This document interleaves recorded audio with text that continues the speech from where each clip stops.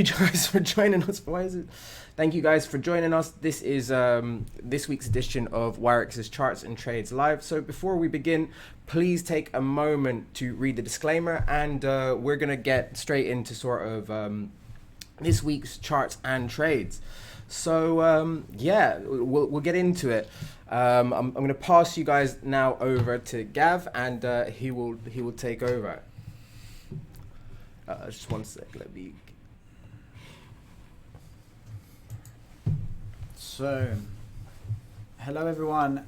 I'm very curious about the charts. I've been watching a little bit of what's going on and got some interesting observations to share with you. If this is your first time joining us because you're new to Wirex or to our live updates, you need to go back onto the website, look for the early video presentations that we did because we explain how chart analysis works. If you're new to chart analysis, this is going to go way over your head because it just looks like paint by numbers on it's just crazy. You can see what does that mean to someone who's not familiar with this. It literally is like another language and a science or something really strange. But actually when you look at the videos that we did earlier, you start to see the layers of knowledge that you need, and it doesn't take very long, a couple of hours to go back and watch the very early presentations. And this then really starts to mean a lot about the trends in the market, the direction, the opportunity, the potential, the risks, etc. So I like to start with the 1 week chart. I'm going to go through, and I'm not going to explain too much detail because those of you who have joined us before, you're kind of up to speed. So I'm just going to dive in with analysis. Before I do that, Raf, is there any fundamental news that is worth a mention in the past few days or week that you might think is impacting the price? Yeah, I mean, like a lot of the news with regards to the community is sort of the there's been a lot of sappage from other cryptos like Ethereum, Bitcoin Cash, and Ripple that have fallen at like a faster rate than Bitcoin. And there's also been a very interesting sort of pattern that's emerged on the 15-minute chart, which is like now been coined the Bart Simpson movement. Okay. So, and it looks like, well, what people are speculating is that it's potentially someone is trying to milk the market and place low buy orders and high sell orders to accumulate some Bitcoin. But I mean, yeah, I mean, those are pretty much, that's pretty much everything that's been sort of, I mean, that's the word on the street so far. So the chart is different to what we normally have. We lost our scribbles. Yeah, I don't understand what happened. Is it the same exchange that we're looking at here? I think so. It might be, unless it was. Let's try Bitfinex. Yeah. So we lost our scribbles. Oh, that's a shame. No worries. We'll be able to go back and compare and see where we are in the future. But we had a couple of targets. I'm not sure if we'd completely passed those over yet or what was going on. But that's fine. We'd start from fresh. What I can see here, you got an interesting approach, Raf, that you got the MACD literally over the chart somehow. I'm not sure how you managed that. You got volume down here at the bottom. Maybe you've added MACD. Yeah, you've added it up here. Let me just try and standardize a little bit. Going to take off volume, indicators. There it is on the bottom. Volume, I'm not sure if it'll... Well, we haven't really been... We should actually explain volume. There you go, that's a bit more normal. The idea with volume, like these bars that we got here, if it's high bar, then it means that there was a lot of buying activity. And that doesn't mean that the price moved a lot, because we can see here, for example, the price during that week didn't actually move that much. But there's quite a bit of volume, and it means there were more people buying and selling and battling in the middle, and that's why it kind of travels and it ends up pretty much the same. But down here, like some time ago, you can see that's April of last year, you can see, relatively speaking, the volume, the amount of trading going on was very small compared to these huge bars that we now have in the past few months. So a lot more people in the market buying and selling, buying and selling. What's very interesting for me with the MACD, I'm going to just expand the MACD. This is a weekly chart, so this is strong long-term momentum, and you can see there's a bit of chop and change over here. The bars, this one was higher, then lower, then higher, then lower, then lower, then a bit lower, and then this week is lower still. So the momentum on the MACD on the weekly chart is negative.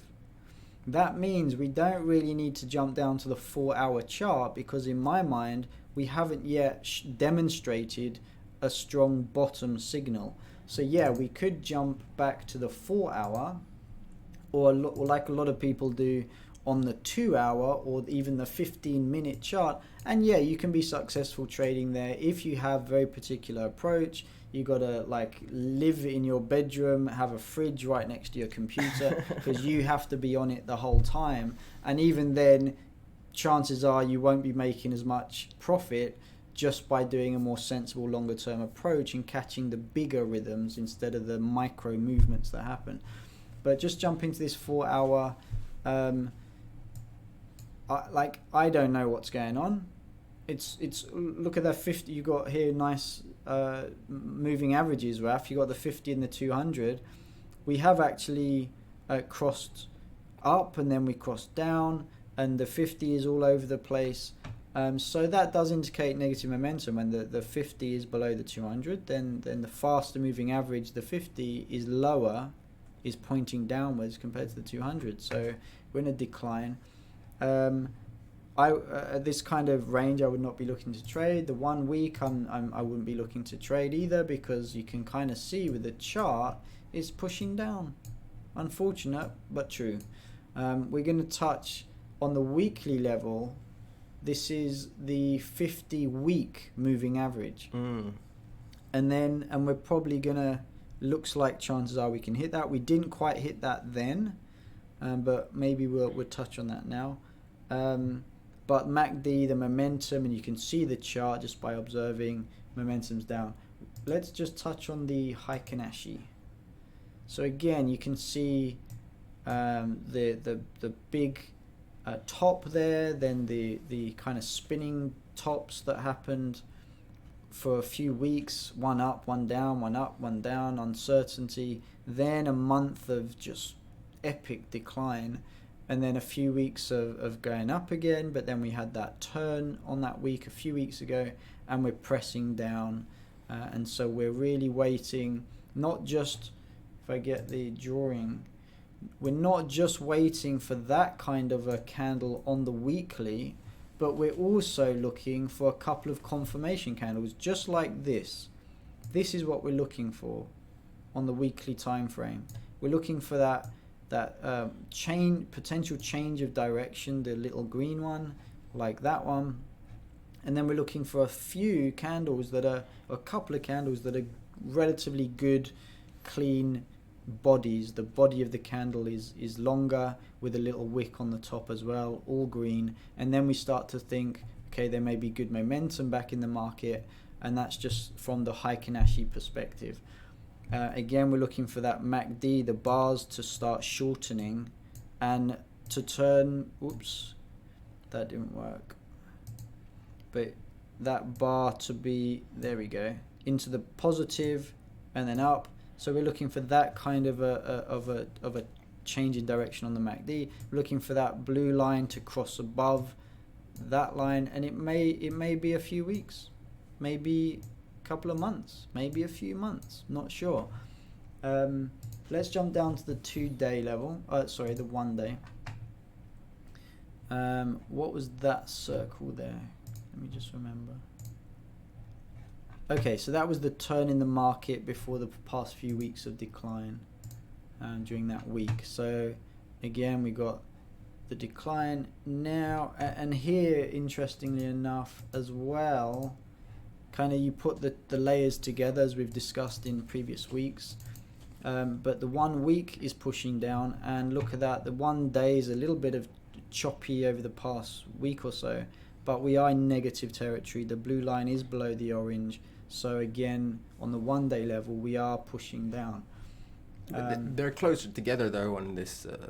Yeah, there's a lot less visible volatility on the 1 day, so that's what makes it a bit more confusing, and that's why we like to go up to the bigger picture, the 1 week, to really feel what is the. It's like, imagine boats in the water. One of them is the huge ferry, another one is the fishing boat that's passing by, and another one is the little dinghy. If you're trading on the 15-minute chart, then those waves are going to just throw you all over the place. You can look at the person on the 15-minute chart, and it's like he's on a little dinghy trying to catch the waves and get somewhere. The 1 week perspective is when we're sitting on the ferry, and we can really see the bigger picture of what's happening in the waters around us. Kind of an analogy. So, 1 week chart Bitcoin, I'm not ready to buy if I was trading. 1 day perspective, pushing down, bit confusing, but it still looks like it's pushing down. 4 hour perspective doesn't even matter. So let's bring my favorite tool, because I think it shows us so many different things. If we're going to be able to fit that on, let me get rid of the moving averages and the volume. Yeah, we can kill volume for now. Let's get rid of that moving average, and let's add our Ichimoku cloud. Again, guys, this is not financial advice. This is for educational purposes only. You got to make your own decisions, but what we show is the kind of momentum in the market to help you get an idea of when would be a sensible enough time to start thinking about your entry and exit levels. As you can see on the 1 day chart, we are below the cloud. We did have some green cloud formation.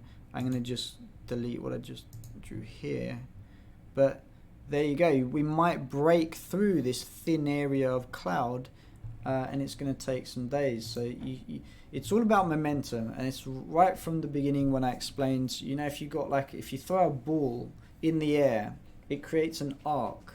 So there's momentum to the ball, and it gets to a point where it's midway in the air when it's actually not moving. The ball literally stops moving just for a second, and then it starts to, the gravity pulls it down, and it starts to come back down to earth. And that's what we're looking with these indicators. There's hardly any movement at some point, and you're trying to catch the beginning of those new waves, but you need confirmation with the candles to do that. So the momentum,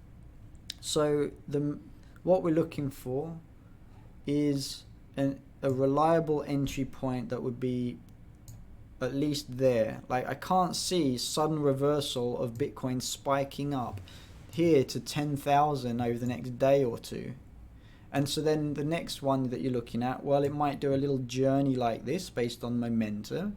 Then it might catch that thinning out cloud here, and it might make a break at that point, which you're projecting into middle of April, right? So we're just at the beginning, just about to start April. We're looking for a couple of weeks time until the market has hopefully settled, or if the 1 week momentum continues, then we may see a decline, and we can draw a few levels to point those areas out.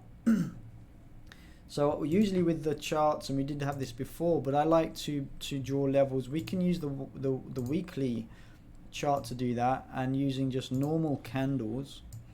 And I just clicked there, but I'm going to drag that guy down.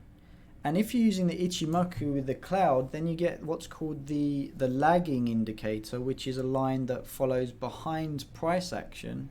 The cloud is in the future, projecting what might happen then. But the lagging indicator actually helps you to draw reliable levels, your horizontal, your resistance and support levels. So, for example, we've had this, this is where the current line is painting, right here, corresponding to the current week. But in the past, which was this area, there was a bit of congestion where the price went up, then 1 week it went down very strongly, then the next week it went up even stronger. That creates like a point in the calculation of the tool that it drew this little spike. So we can actually move that line onto that spike as a potential level, and then we can follow the trail. So yeah, it skirts right at the top of that one, the top of that down week, and then it also touches on the bottom of that candle there, which was just a few weeks ago, and look where we are right now. We are literally on that level. So we could rest there. That level could act as support for the price, and then we might see a turn and a start to rise. Or if we break through that level, then we've got further decline to see. And we can draw draw more levels, and like that one is one right at the bottom of that spike, and that corresponds here with these weeks, and it also corresponds with that dip right in the middle here about a month ago. So that's a nice level to draw there. And then we've got a bit of a possible range. We've got a target. Then what we can do, we've drawn a couple of levels on the weekly chart of what we're looking at. Then we can jump down to the 1 day chart and get a bit more perspective there. And we can think, well, if we break this level at about 7,400, then we could see the reasonable decline and a target of about 5,800. So it's a couple of grand worth of Bitcoin value that could be axed off of the market, simply because traders and algorithm trading bots, they're all looking at relatively similar things.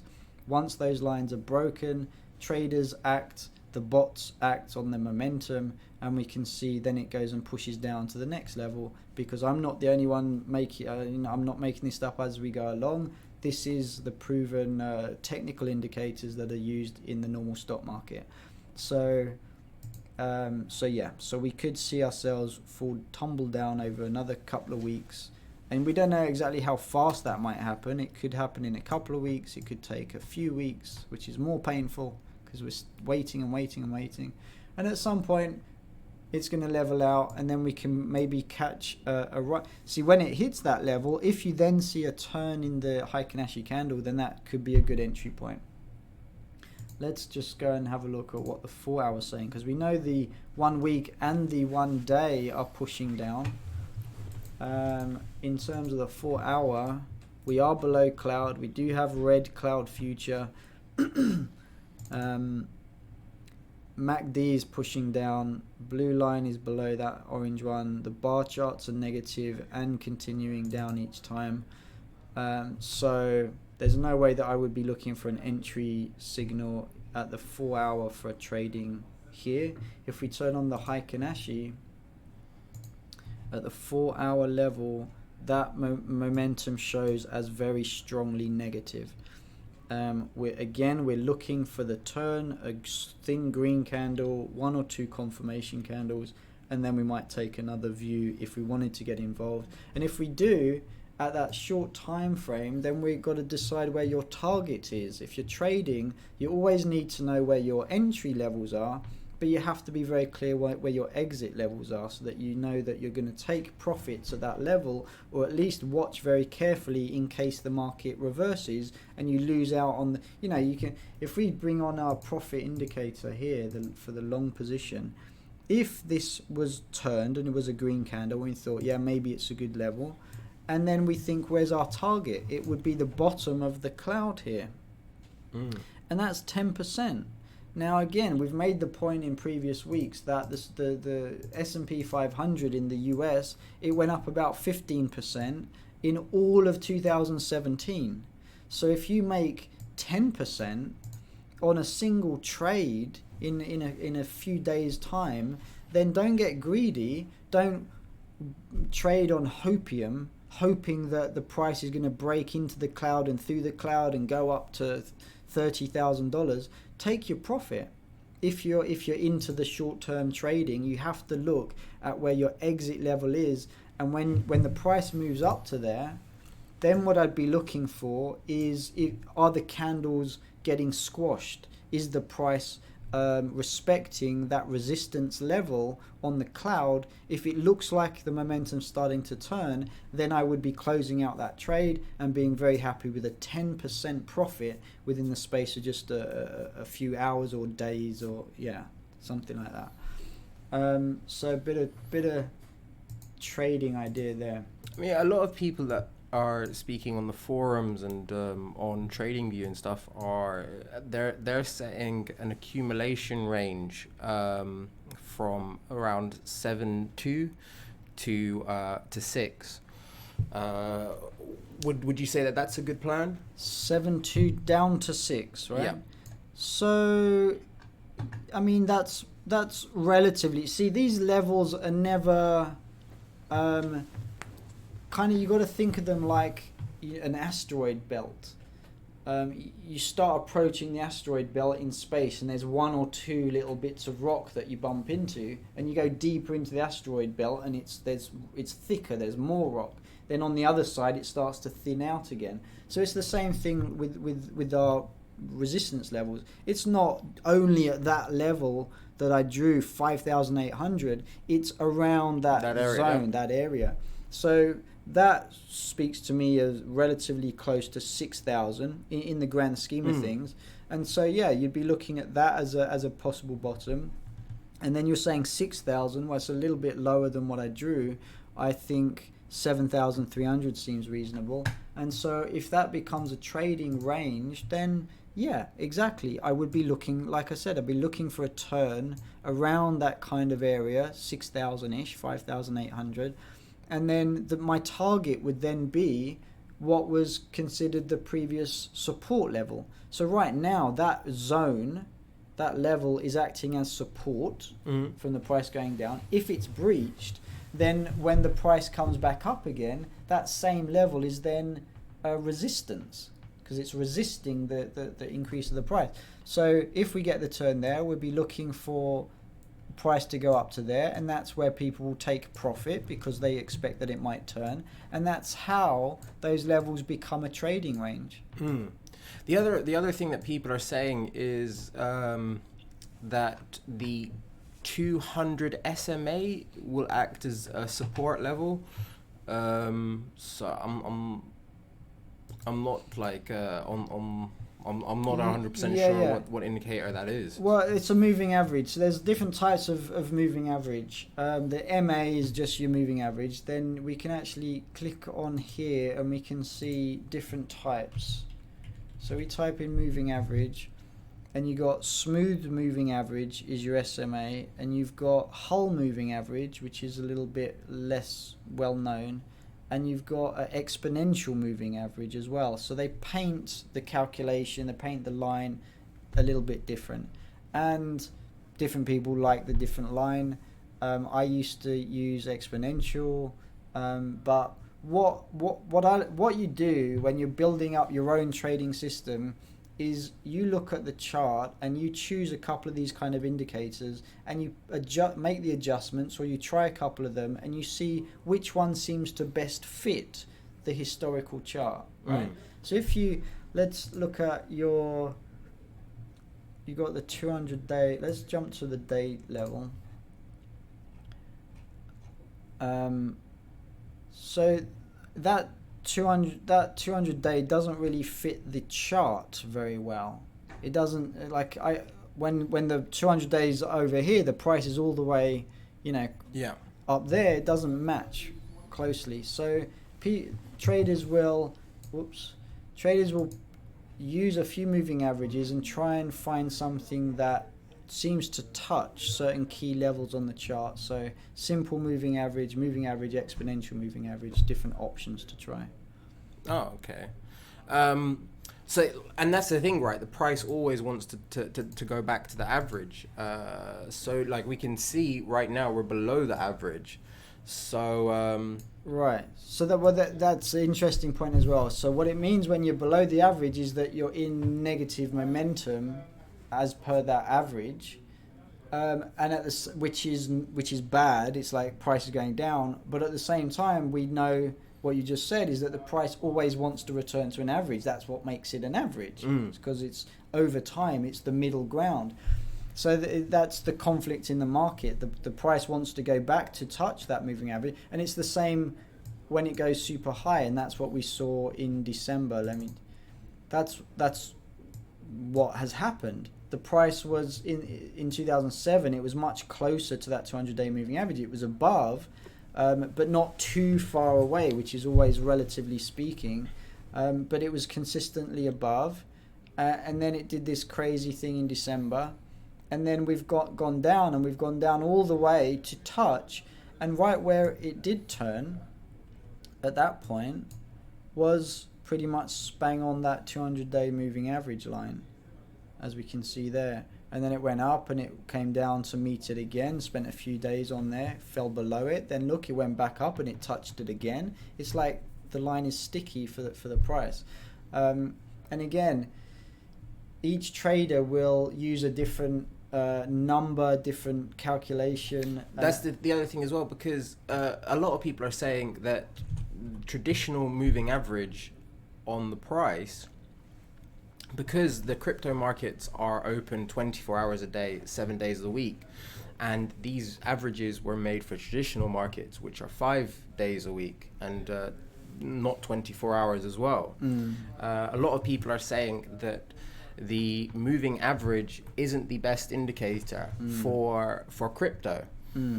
So that's why a lot of them are suggesting either use the SMA or maybe use one where you are adjusting it for the fact that the crypto markets are 7 days and 24 hour. Yeah, that's good. I hadn't heard that about the SMA for crypto. It's an interesting idea. I'd be interested to actually explore that. But that is certainly what happens with the Ichimoku indicator, for example. So let's do that. I'm just changing the 200-day moving average to a 100-day moving average. Let's just see what happens now with that chart.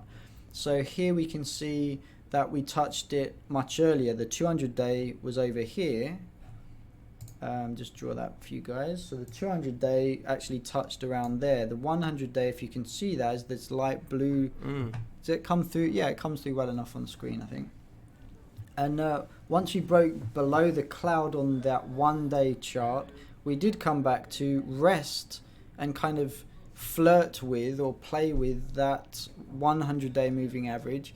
Went up again a bit, and then look, when it broke strongly below the 100-day moving average, then timbers below, it was all the way down until it hit on the 200-day moving average. So you kind of got a trading range almost, or that they act as their own support and resistance levels. And that's the thing, is that again, I keep emphasizing, it's always about momentum, and momentum always relates to historical averages. So you start to kind of mentally understand that it's not just random numbers and it's not just guesswork, it's looking at the patterns of history and seeing only reliable enough so that you can make practical use of it to win more often than you lose with your trades, and then you're doing fantastic.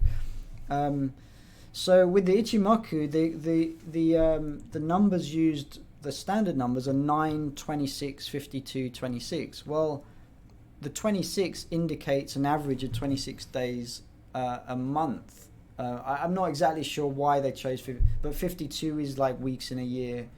26 is a little bit of a strange number, but what I've seen is that is changed, and I actually have both of them on my chart. So I have the standard Ichimoku, then I have the crypto Ichimoku, which is just evened out.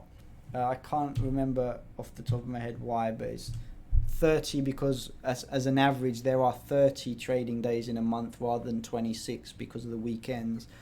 So you make that slight adjustment, and it changes a little bit the lines on the cloud, and also some traders will double the numbers as well from here. So they'll do 20 and 60.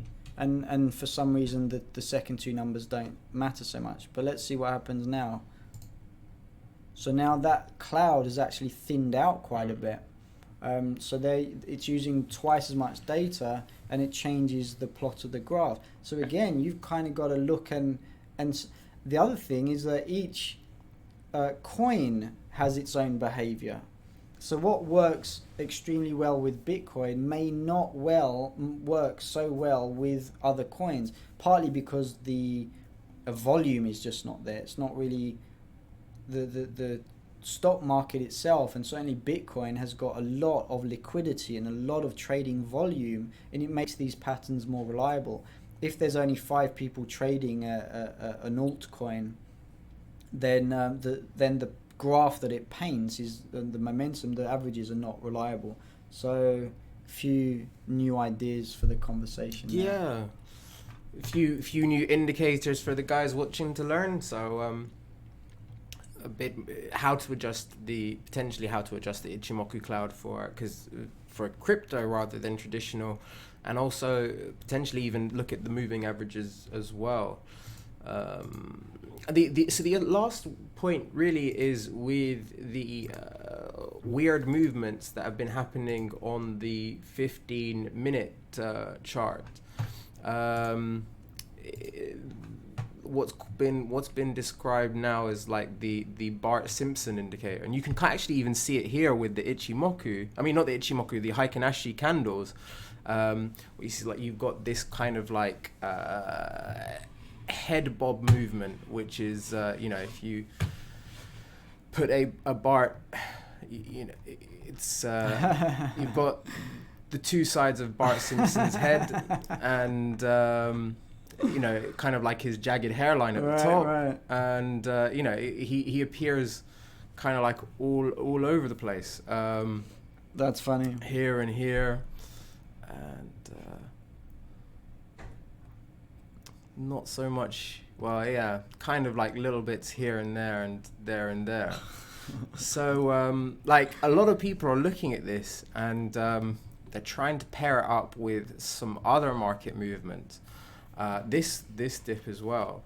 Do you have any explanation for that, or like? No, there must be someone with a hell of a lot of money who's manipulating the market, buying and selling just at the right time to paint Bart Simpson heads on the chart. That's definitely what's happening, right?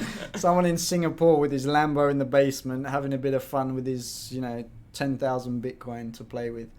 I've not heard that before. I think it's fun.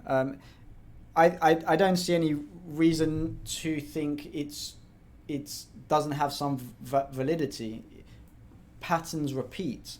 There may be something in the current marketplace where people are trading in a certain behavior, and it just happens to be, or maybe it's a bot. Maybe there's a very influential bot that is auto trading based on certain indicators that happens to be painting a certain kind of price pattern at the moment on the 15-minute time frame. Again, from the perspective of the 1 day and the 1 week, for me it's not even relevant. But at the 15-minute level, because you're talking about much smaller volumes at the 15-minute level per candle, then yeah, there may be some interesting interference. It may be a bot. Definitely. Like this is what a lot of people are watching right now, so it's quite entertaining. I mean, this sort of thing isn't uncommon on crypto and Bitcoin. Whale movements are pretty regular and usual, especially if you've been in the thing for sort of a few years like I have. It's something that you've seen all the time. The other interesting thing that a lot of people are looking at is this new site that I've been introduced to recently, which is athcoinindex.com. Mm-hmm. So it's a pretty. Should I bring that one up? Yeah. It's I have it right here actually.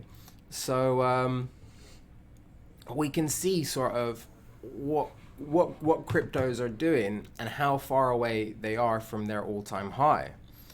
And at the top we have Bitcoin, which all-time high was just around 20,000, and the current price, well, as they've got it, is 7469, and the percentage down is minus 62.82. But in comparison, it's actually one of the best holders.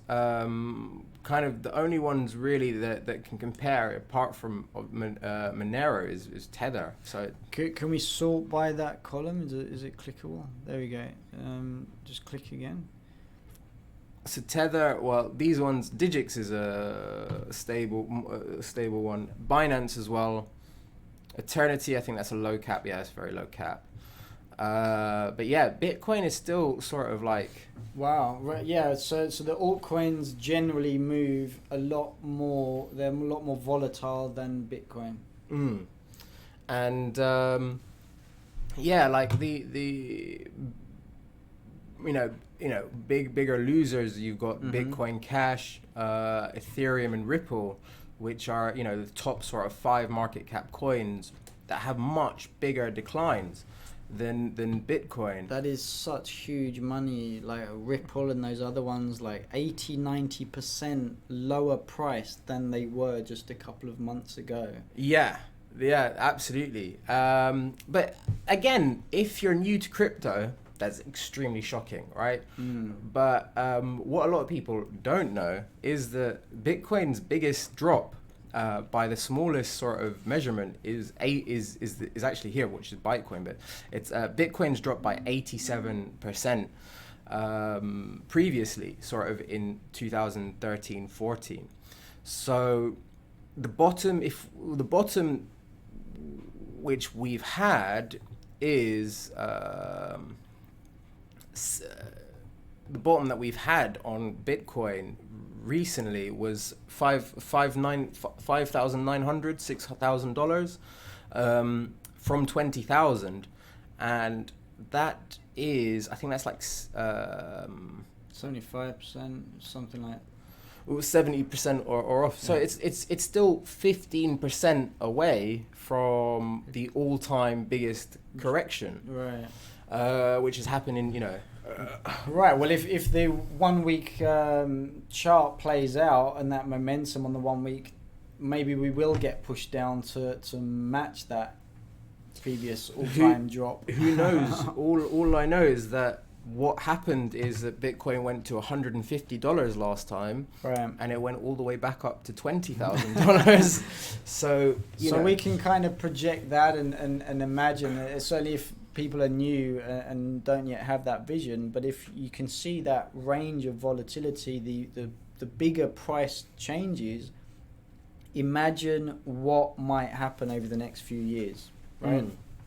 Just imagine if we're going to surpass same kind of price pattern but with bigger price movement. So once we recover from this stage, once we do jump above again the cloud on that 1 day chart, that 20,000, like we can stretch the chart quite a lot, zoom out,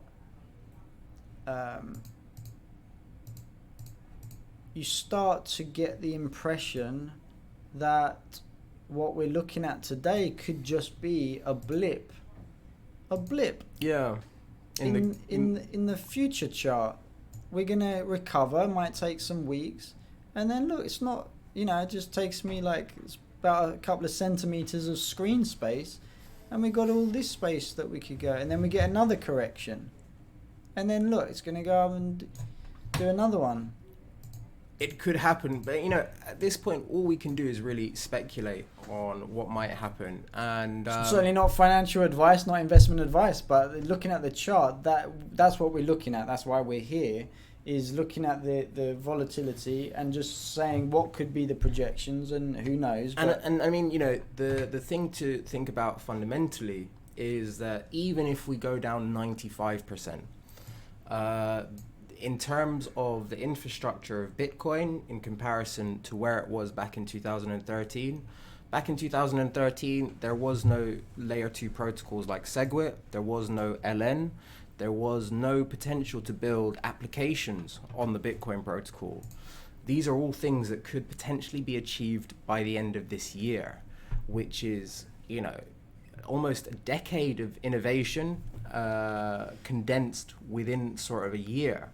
So in some respects, I kind of hope that it drops 95%. I really hope that it drops 95%, because it seems that we get better and bigger innovations happen when the network is less congested and we have less sort of the short-term money makers on the network than when we have all of the congestion and all the money makers. So, and you know, being the first and being the one with the most sort of innovations and the most people working on it and the tens of thousands of man hours that are going into sort of developing this code and these applications, who knows, maybe in sort of 2 years people will stop comparing it to the dollar and people will price the dollar in Bitcoin. Yeah, absolutely.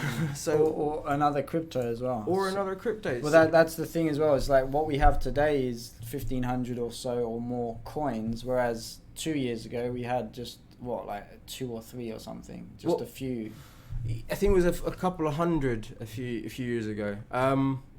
Going back 2013, 14, we had about 20. So it's like, yeah. Well, when was Ether created? Ether. 2014. I think so. Yeah, 2014 or 13 even. The DAO happened 2015. The other suggestion, and this is trading psychology rather than technical analysis, is if you have a longer term perspective, then don't try and make a killing in the markets super quick. Absolutely, yeah. Take your time, learn this stuff like what we're showing, but just look at the longer time frame and relax. Enjoy the ride rather than try and stress yourself out of looking at that 15-minute chart trying to make an extra 50%. Allow it to happen over a greater period of time. Don't jump on the moving train. Don't risk more than you can afford to lose. Don't risk large positions with uncertainty. If in doubt, leave it out. Don't trade until you have a reason or an indicator that you feel is reliable. Take your time to get educated.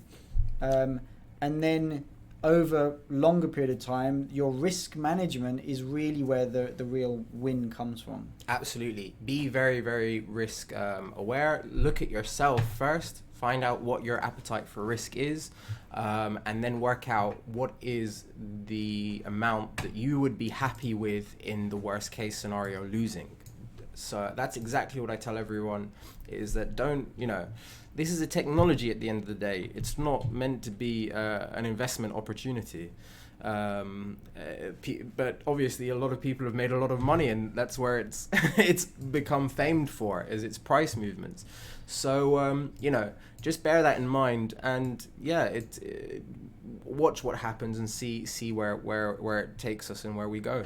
So let's jump to one of my favorite altcoins, Litecoin. And Wirex update is that we have been working on certain wallets for a while. We don't have any specific announcements to make just today. We're going to confirm, but we have been talking about wallets including Litecoin, Dash, Ether, a few others, and the team is actively working on those projects right now because we've done our accounts launch. The currency accounts are working, virtual cards are working, plastic cards are coming to the UK first in a few weeks.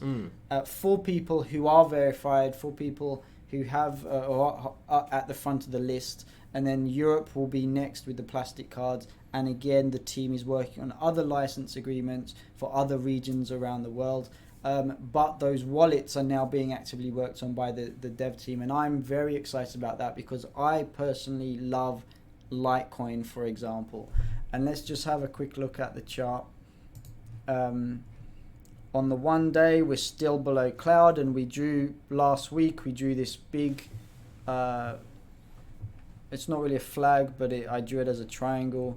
You see that resistance trend line there, and then a support level here, and I was saying that we're going to coil into the corner until we break, and when we break, whatever direction that is, could be quite a strong movement. So we have broken through that level to the downside. We've had a few very strong days. Let's just look at the normal candles and see. So there you go. There was a strong day against that support level, that trend line. Another day very strong down, then an indecision candle, and then today's candle is very negative. Moving MACD, moving average, convergence, divergent, that's also very negative. So we're in a decline on Litecoin. Also, the news is very negative as well, with regards to sort of the LightPay company has been shut down and it's closed. So yes. Look out below. Not sure if we look at potential levels. Couple of candle wicks there with the history. So what I've done, I've just connected the 2 wicks of those candles. I've looked here, there were a few candles for some days, and we got the lagging indicator, those jagged edges there as well. And look further in history, that was the previous all-time high, and so that price level is $100 Litecoin, and so that's now a strong support level, and it looks like there would be no issue with that price being hit from where we are now, which is 120, come down to 100. Then you might see again that same kind of idea. If the market turns, you might see it go back up to this level, and then you might have a trading range, a little bit at least, until the market builds confidence again. So that's on Litecoin. Let's jump. What else should we look at? Ripple and Ether quickly. Yeah, all of those two are big decliners. Oh, look at that! Not fun for Ether. Back to November prices, end of November prices. Well, not much to say there. Again, it's just negative, it's down. I sold my Ether at $12, so, so I'll still.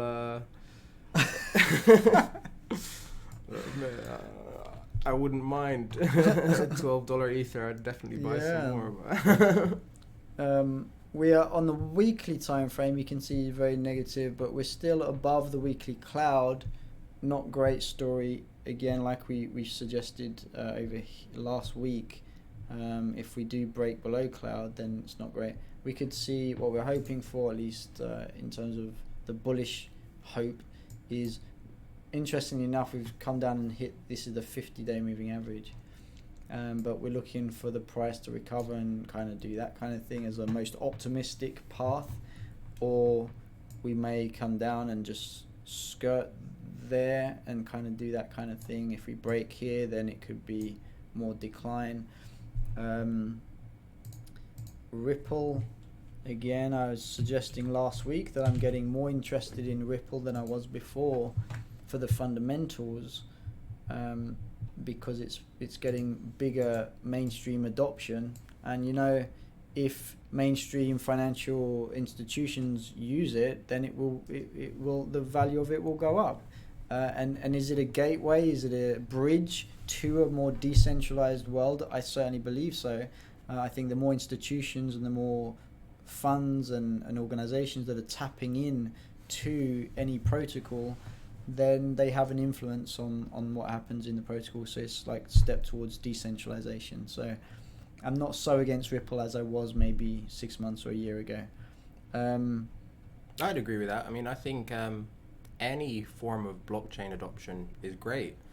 And the blockchain ecosystem is kind of almost open source. You can dissect it and take it apart. So, there are a few sort of mainstream institutions working on blockchain technologies. Ripple is one of them. There's another one called Corda, which is the R3 consortium, and that's backed by IBM and RBS, the Royal Bank of Scotland, which is a huge bank. So those sorts of projects are definitely one to watch, and will definitely sort of improve blockchain literacy in the grand scheme of things. Absolutely. So there we go, guys. I think that's a wrap for me for chart analysis. Just we're looking at the negative, we're looking at the downside, the possible areas that might turn. Certainly, see, if you want the most reliable or the safest idea for trading, we are literally just waiting until price climbs above the 1-day cloud.